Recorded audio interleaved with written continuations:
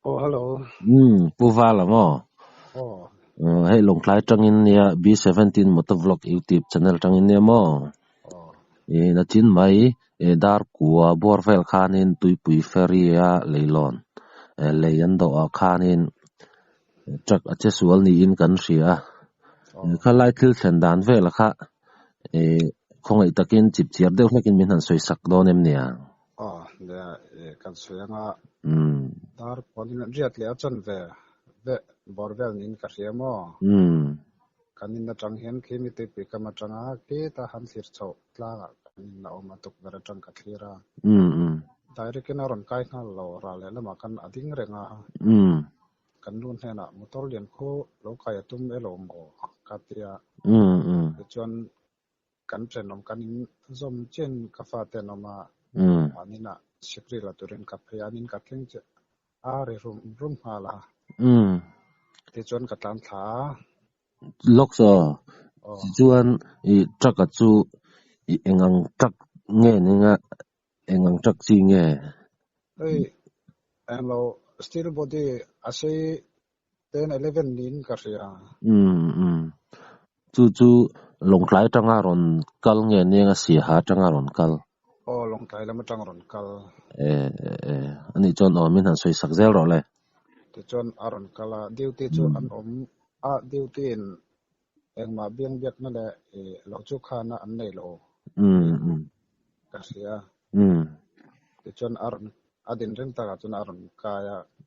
chu tunai social media chaka mani akhan local secretary in kom na khan JCB zo tir body te kha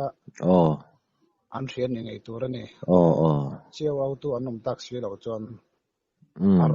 aron kala ti chon leilai aron thlen khan chaklam ban khan azo lo ani ti chon motor kha atlowa asai serin chon le kha lei bura lai kha two wheeler pokal thei to lo ani takchu ani chon trak chu full lot ti na ni ta anung lam kha ka ve en ve chi alawa thren kha soi dan chon two wheeler scooty bike te vel kha phur ni om tak ani si hala a da turin oh si ha kha an soi kha ka he chiang lo ani takchu ni chon in hliam ang chi te kha an omem driver le handyman ang chi omlo handyman ka ya chuk thak tui pui kam ka thlen thak a chon driver chu thing pui dora lo omamo chuan motor seta bungro kha riki le lo sang zolan an la chuaka ti chuan ti thei om hek lo le pui chu kan pum khom chiam na ita che pan hi tan po a har sat karing deu lak chu mai ani takchu ani chung kami bungrua aphura kha trakena bungrua aphura kha tuya khanin atla de unoye kalo motor chu sai seri na thuwa sai sirin atlumo oh chumi leilon chaklam tuya in na ta chun ak motor ke kha ain kata motor chung lam ka te mayang chu akip kha luinar lama atang ve ta mo ani takchu ani chuanin kanimin maya khanin report siam khan ka ron chukta tuipui feria khan local secretary khanin JCB le JCB Island haifa ke som ne yang chi te pokha dol zo turang khan lekha soita lai vela kha enge alo dol zo chi alo de ti na em ni khalai vela kha chu ka se danin hei nge ado trak khan in alo rap sir ve de hlek zok nge nianga rap sir san ni lovin mo aban vel kha ni koma vin ko ho do na ban lui kha an ringa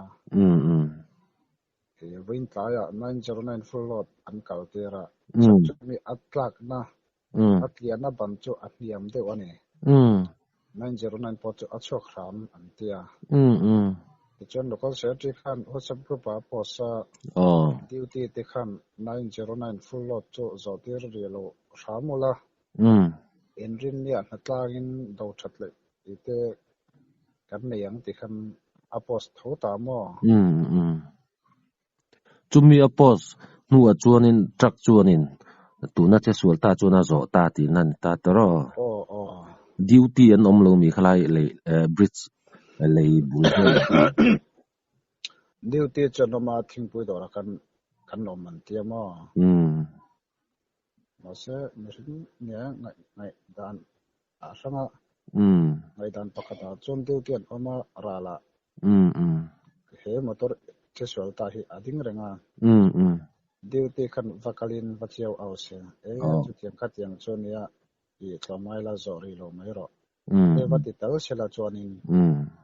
ta tiang thil hi athen arin omlo boruak kha adang deuh hlek mai the tro ani tak chumale zia lo hai bo chanchin kan ria tuna kan se karon khol hal chani ta mo ani chuan motor chu nak tuk lama hnu chua in tum deuh ti na mi zaina hi han in tum in hnuk chuak hal don nge nia khlai vela kha khret wa cha kom ve sanina chon tum om lo he kal khom ho po kan hot chole vek to mo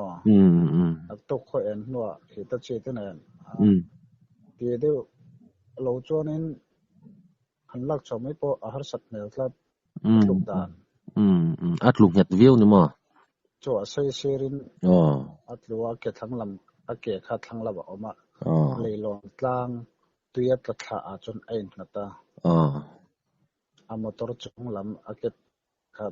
chaklama luinar lama om sia an tung ding tur chonin ake thanglam om khas ti jang thalangai na ti chon koi sai ser le ngai chu mi no chon ad din dan pa ngai le ngai nga chu mi no no cho ngai nin alanga motor thuk dana chon mo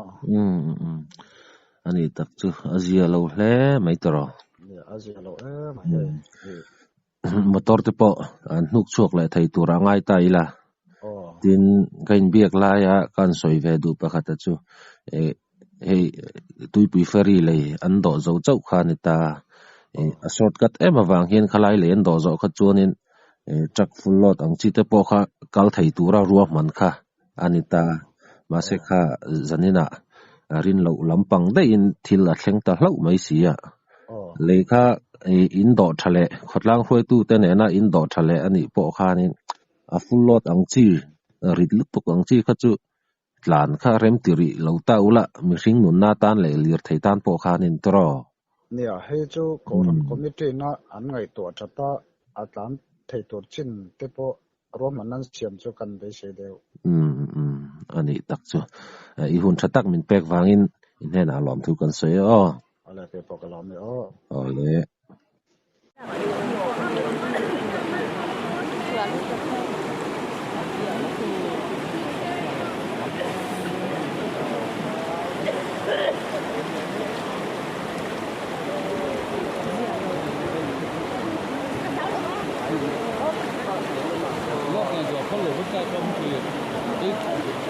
kamat tan saya ke pun kamat itu masih